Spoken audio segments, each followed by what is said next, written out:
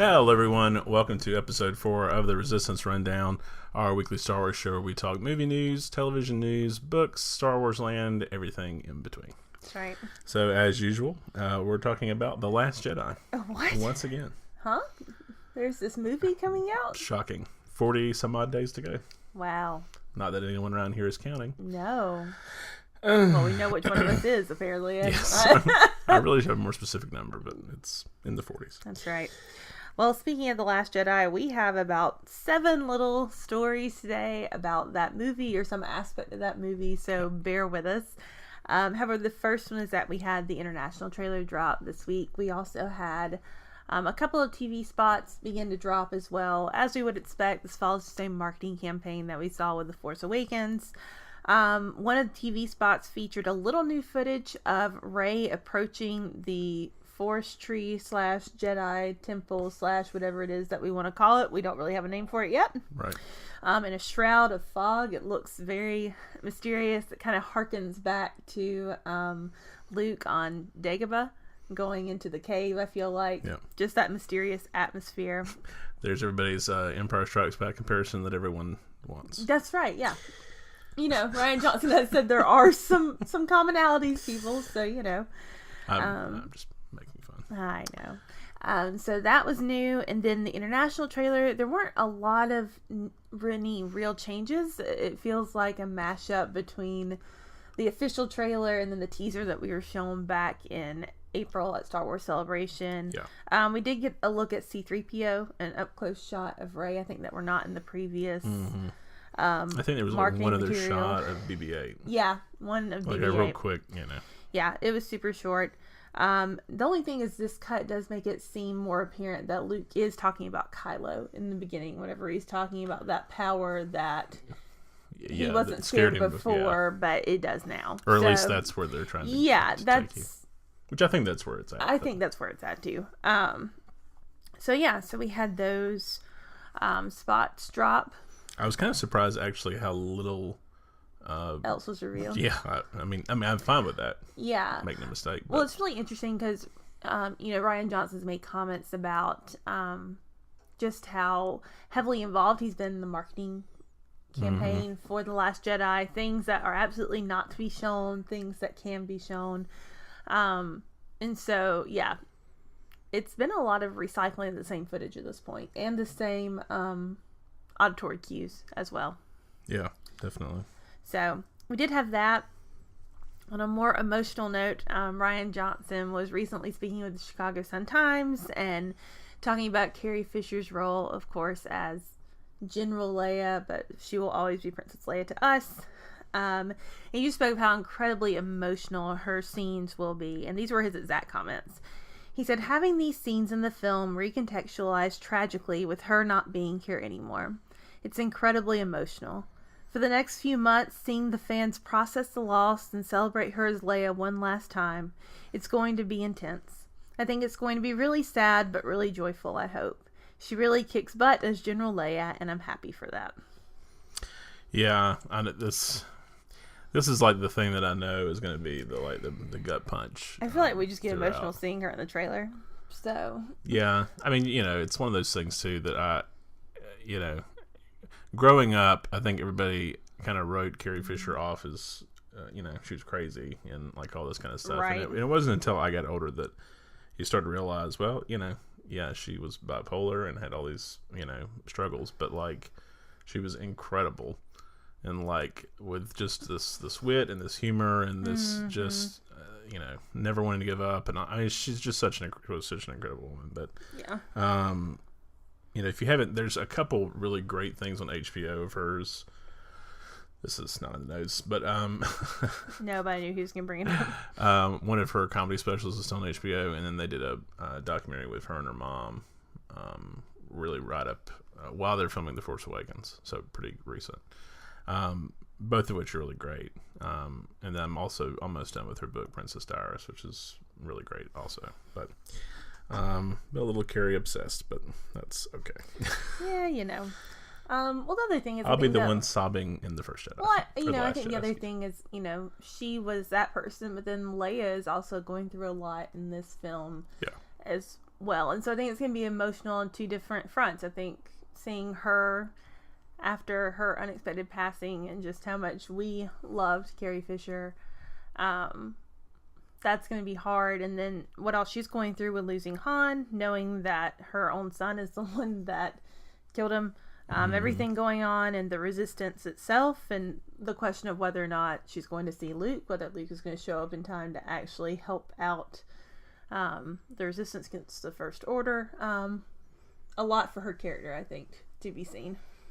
Yeah, I couldn't agree more. So that is our second part. And of course, a discussion about The Last Jedi would not be complete without the question of Rey's parentage.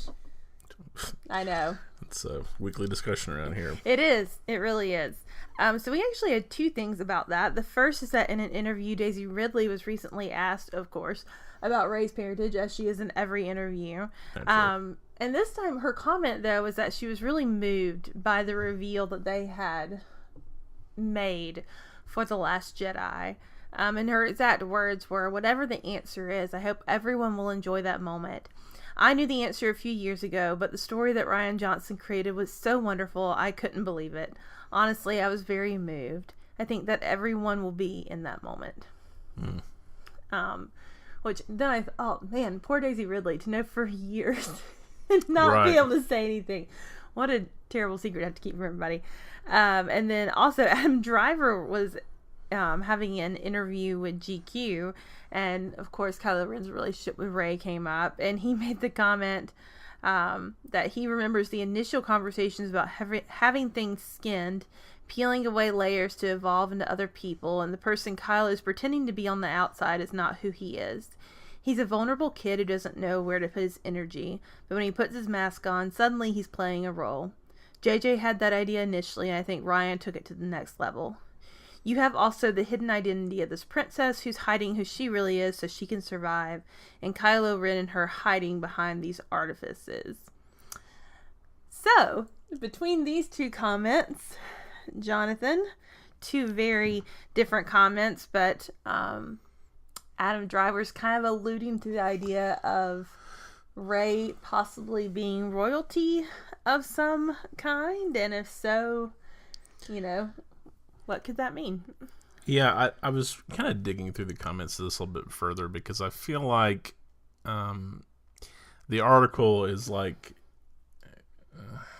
kind of made to be one thing, and whenever I read it, it didn't strike me as like, yeah, Rey's definitely royalty. She comes from this background. I really kind of felt like he was talking about Leia. I mean, I don't know for sure, but I just anybody that's familiar with some of the new novels, Bloodline, and some of these other ones, that nobody knew that Leia was Vader's daughter. Yeah. Not until much later, and so she's having to deal with these repercussions even still. Even now, yeah. And so to me, I thought that's what he was talking about, but I don't know. I just feel like he would know better than to leak anything. I mean, but that's just my opinion. But maybe she is. I still think it's a possibility she's related to Palpatine. I mean, that's where I heavily skew at these days. But that is where we're both skewing these days. And if that's the case, then technically she would be royalty of some kind. Sure. Descending from, the Galactic Emperor. You know what I mean? Yeah, well, it's one of those things that, you don't know what her mother's, lineage would have been. Yeah. And there's some things in the, the original extended universe that's not obviously applicable anymore. And so, I don't know if any of that still holds, but... Legends, yeah. So I think... I'm fine with it if she is. I just feel like we probably would have I don't think you would have given the interview in such a way where it was like, yeah, Rey's royalty, right. I don't, Yeah. And I don't think it's that she's hiding it. I don't think she genuinely knows. I mean, No. that was kind of the one takeaway thing. Even if she, she's never phrased it in such a way that I felt like she knew when she was dropped off as a kid. No. You know what I mean? But I'm just drawing off of what The Force Awakens set up for us. Yeah. Whether it's misleading or not, I have no idea. But So those scenes where maybe she is, maybe she isn't. I'm with you. I kind of thought that maybe he was kind of talking about Leia here more so than Rey, because of bloodline, because of even, like, I do find it interesting most of the time that she's going by General Leia now instead of Princess Leia, because even whenever she was involved in the rebellion, it was still known that she held a royal title. Do you know what I mean? Yeah. And so I do find that change interesting. I think it was a personal one, just based on trying to distance herself from everything blowing up whenever it came out that she was Vader's daughter. Yeah. So anyway, we shall see. We shall see. I mean, there's anything's possible really, but I just kind of feel like that's where I was going more with it. But right. But if that's the case, then cool. Yeah. But More power to him. I feel like he'll be getting some heat though if that is true. Oh yeah, definitely. The Disney assassins will be out. That's right. All right. Well, we also are going to talk about that, like I said, Force Tree / Jedi Temple / whatever that is in the fog that we saw in the TV spot. Someone much cleverer than me took a very hard look at this tree-type temple that Rey is approaching. And despite the mist, it looks eerily similar to the outline of the Jedi symbol, and also to that, the outline of the towers on the Jedi Temple on Coruscant. Yeah. So that is definitely going back to the prequels, to the Clone War era, and could be a potentially interesting tie-in, I do think. Yeah. It's interesting. It's one of those things that I think I see more of the Jedi symbol than necessarily the towers, but it is a viable possibility. Yeah. It's still those 5 points. Like, no matter what, like, Yeah. the 5-point thing is, like, really interesting, and all the visualizations, I feel like, Yeah. with the Jedi and kind of the lore.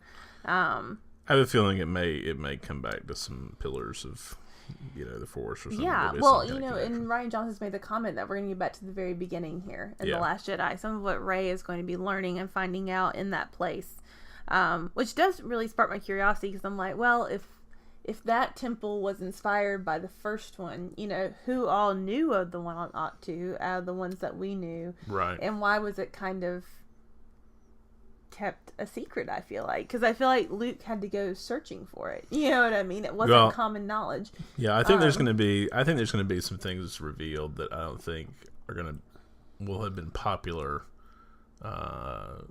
necessarily in the current state of the Jedi before, in the prequel era. Well, I think a lot of it's going to be like, this is where the Jedi started going awry. Yeah. You know what I mean? Right. What do you mean? We know that part of it in the prequels is, they got a little too cocky and they started getting into things that maybe they shouldn't have been involved with, and all that kind of stuff.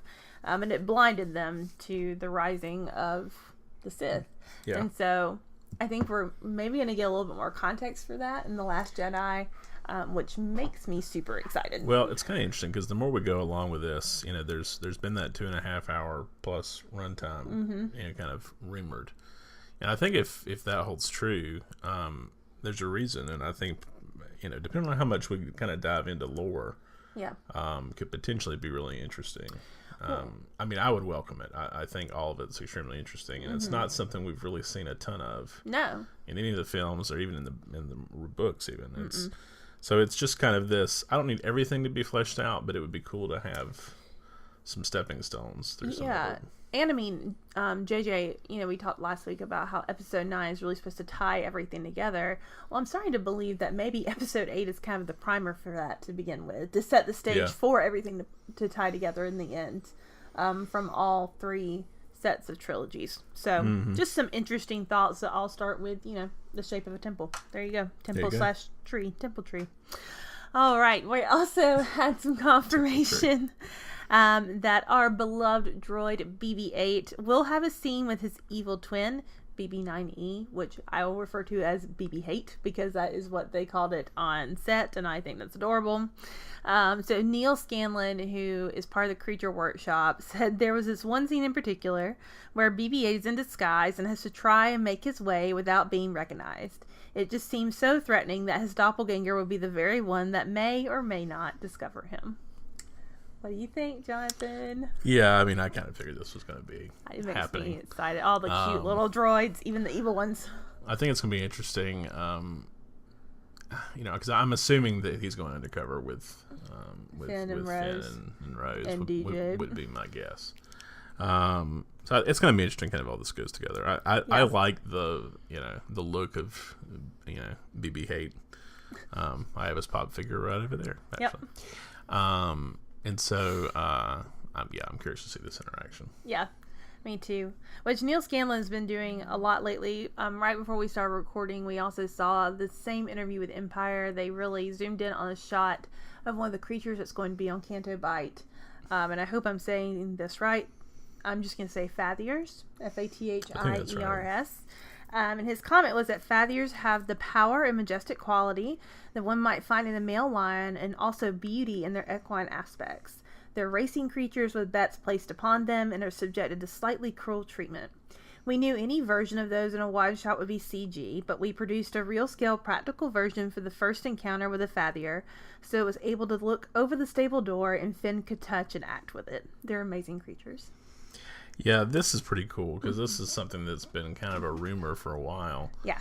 Back when they were shooting on some of the areas that Game of Thrones normally shoots on, I forget what country it is, but that was like one of the, and it wasn't the animatronic, but it was like kind of a mock-up of this horse-ish looking thing.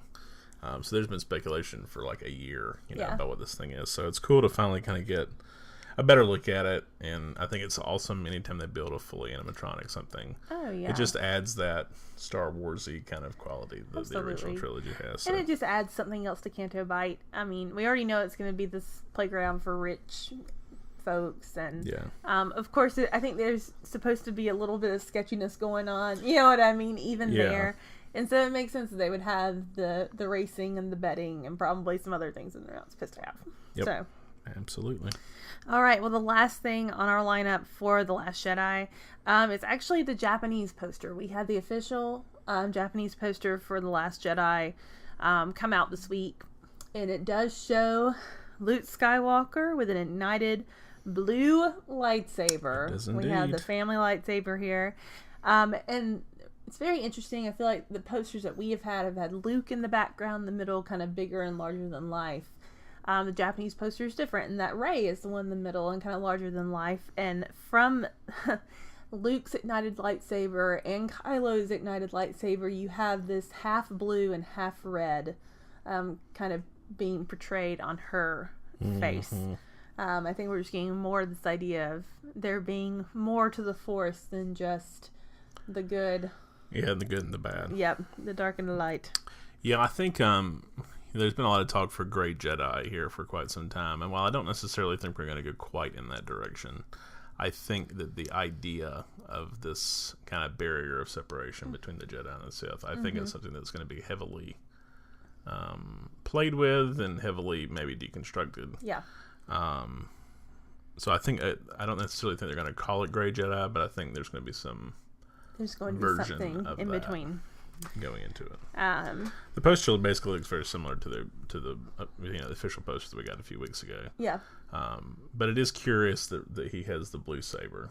There's been a lot of speculation because there's not really been any marketing. There's not really until this week with Luke with the lightsaber, particularly his Return of the Jedi lightsaber. Yeah. And it's interesting that he has this one. Yeah. So I'm it's curious. It is. It is, and there makes you wonder like what's happened maybe to the Return of the Jedi one. Yeah, and there was even like a shot glass or something that was coming out for concession purposes, and it had him with the same with the same lightsaber. Yeah. So something to be noted there. Anyway, just all very. I have a kind of a fun wonder at this point. Oh gosh, here we go. Humor me. I'm wondering is Kylo's Kyber his? Might be.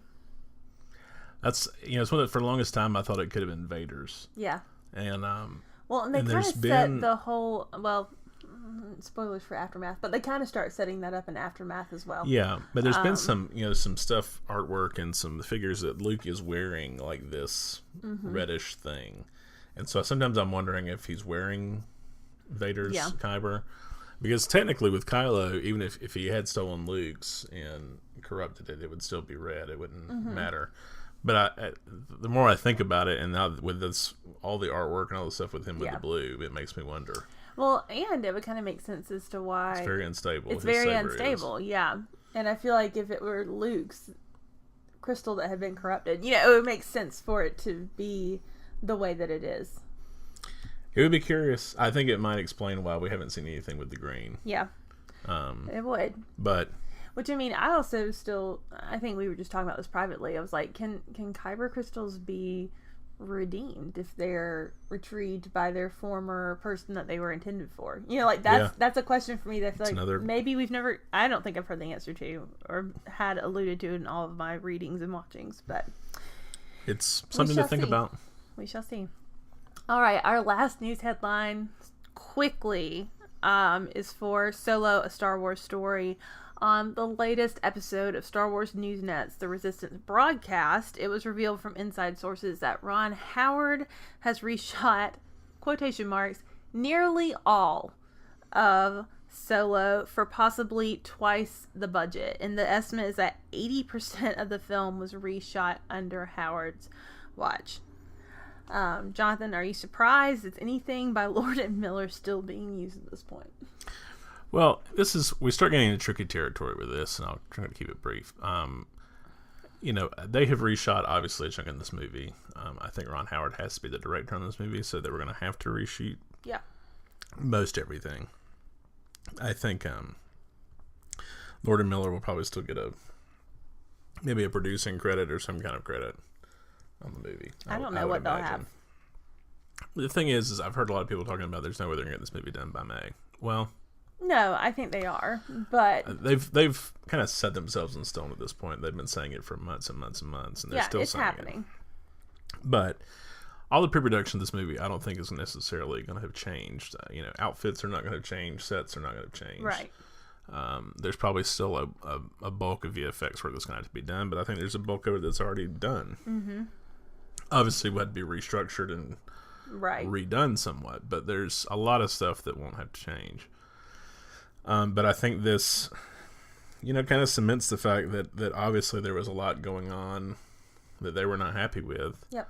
And they've been shooting for a very long time at this point. Yeah. And so it's not surprising. I think once it hits theaters in May, you're going to see Ron Howard's name on the front of it. Mm-hmm. And I'm excited to see it. I'm excited to see a teaser or something. Yeah. From the movie in the next coming month or so. That's what we're guessing. Yeah.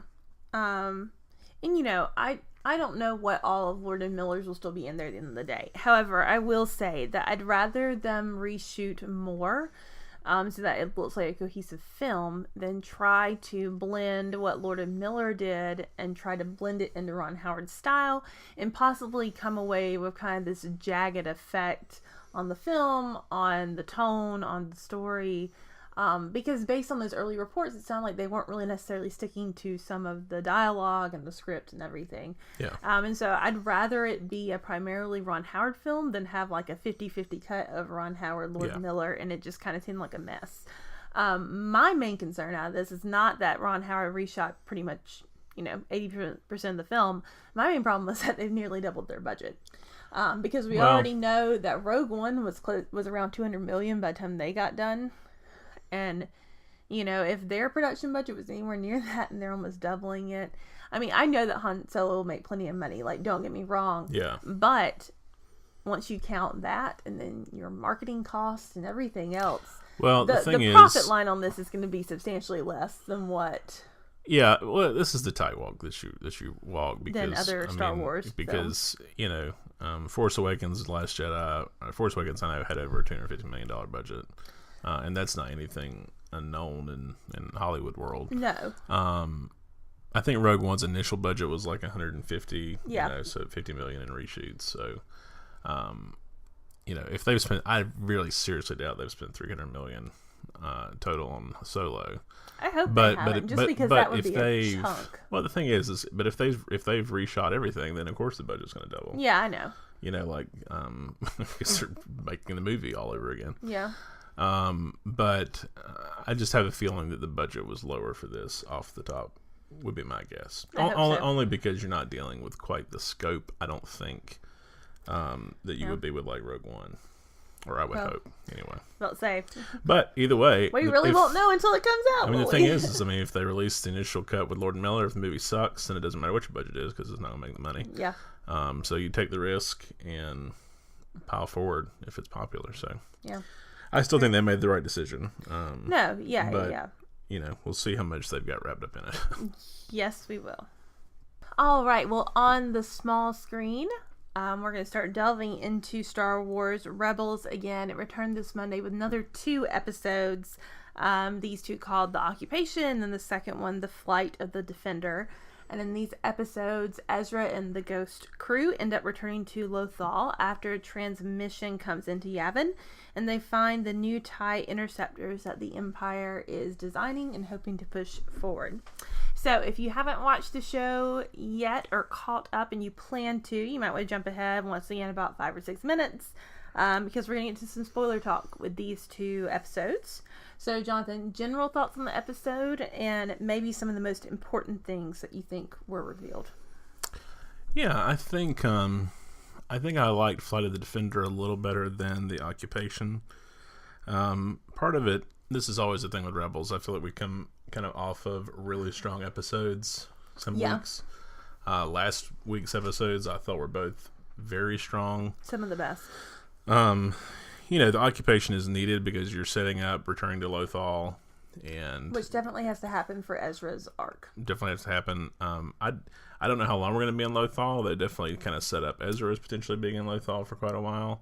I think we're going to be in Lothal at least till the end of this first half of this I think season. that's a good possibility. And the interesting thing, though, that I kind of keep thinking every week is I'm wondering if there is some sort of Last Jedi tie into this series, because the fact that they keep compiling 2 episodes a week is interesting. Yeah, they've never done that, and I'm curious. Yeah. I don't necessarily know, and I have no reason to think that there is a connection, but I just find it odd that we are really speeding through. Yeah, we are. We're gonna hit. We have 1 more week of 2 episodes, and then there will be like a mid-season finale type deal. I'm pretty sure it's gonna be longer. So that'll put us like November 13th or something. We'll take a break, and then we'll come back after Last Jedi. So maybe there is, and maybe it's something that we won't pick up on until after we see it and then see some kind of tie-in. I mean, there's nothing so far in the season I think, oh yeah, we're streaming toward this, but it's interesting that they are having this kind of momentum. The pace at which we're going, is. I mean, so much so that it's going to ruin me actually once we come back from this and have to go to 1 episode a week. If we do, just kind of well, I don't know. Who knows? Yeah. But anyway, getting back to the episode, I thought the Occupation was okay. As with everything, there are some very convenient things that happen in almost all these episodes, so you can't really ding it too much. But it's mostly set up for the Occupation.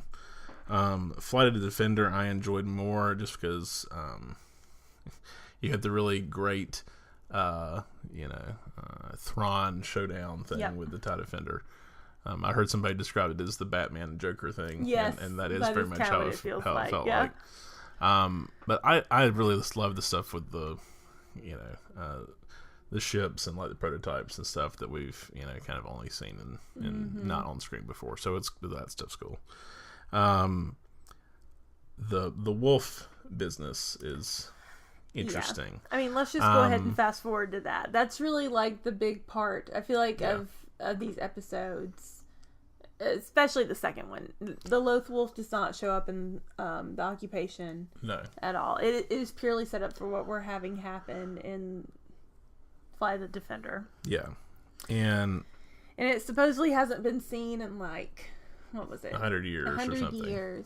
And then Ezra is seeing visions of it, I feel like, before we ever see it really approach his character. Yeah. Which we've already had set up in the past that Ezra has this way with animals, and that's part of his force sensitivity, and it's part of his just abilities in general. And so what's interesting to me is that in the shot, it looks like Sabine sees it, but then later doesn't remember. She doesn't have any memory or recollection of it. No. And that's interesting to me. And let's be for real, the markings on this wolf are very Ahsoka-ish with the stripes. Yeah, the thing there's a callback there in some way. There is. It worries me a little bit if I'm being honest. If there is a really great explanation for Ahsoka now being a wolf, no, I don't want her to be the wolf. To have some kind of connection to her is fine. Yeah, I just there were just a few moments in the thing I thought, oh god, I really, I would like Ahsoka to just be alive or dead and not be some wolf now. No, I know. Only because I don't know how that fits in with anything else in Star Wars reincarnating lore. Into animals we haven't had a lot of. I'm unfamiliar with that. And you can be a Force ghost or you can be a wolf. That's your choice. I don't think that's what they're doing with it. No, I mean, but I don't know. I would not. Yeah, I would not rule it out. But I'm not. I'm fine if there's something. I mean, she had connections to this kind of creature in the past, correct? Ish, but this is the thing, is like I just don't know how far they're going to go with it. That's my main kind of worry with it. So bottom line, there's going to be some kind of connection to Ahsoka in all of this. That's not a question, I feel like. No. What extent it's going to be is the question, and I'm sure we'll have that answered in the next 2 episodes on Monday. I hope that it's not her. Like, I hope that's not where they're going with it. Yeah, I mean... the other thing, though, is in the preview for this upcoming week, we see several of them. Yeah. So that makes me think that it's not going to actually be her, but there's going to be some kind of ability that they have, because I think it's very interesting that... what is it he tells him? Doom is coming, or whatever it is. Coming. Yeah, like a little foreboding. That's rough. Yeah. This is Disney XD, folks. Like, that stuff doesn't bother me. I'd rather have a little bit of something. No. Like, so that we had puffer pigs last. Earlier. Puffer pigs. As far as important things on like the overarching side of things, we've seen Ezra really frustrated up until this point because he feels like Lothal has been forgotten about. That's his people. They had promised they would come back. They've been unable to do it. And Mon Mothma is it Mon Mothma, or I forget which one it is, but one of them makes the statement that Lothal is not the only planet that is dealing with this. So many Imperial occupied planets are in trouble and struggling, and they need help, and there's just not enough people in the rebellion to do something about it. Like, they can't be at every single one. And so, they do get to go there on this time, but I think it's shocking to see the state of Lothal, excuse me, in these episodes compared to what we've seen in the past. Yeah, absolutely. I think they're very intentionally setting that up for you to be shocked at the state of events, and it's interesting too, because I think sometimes whenever you're watching some of this stuff, you kind of forget that there are hundreds of thousands of or whatever in planets and systems, and so like it's not like it's just Lothal and Alderaan, and of course there's a billion things going on. Yeah.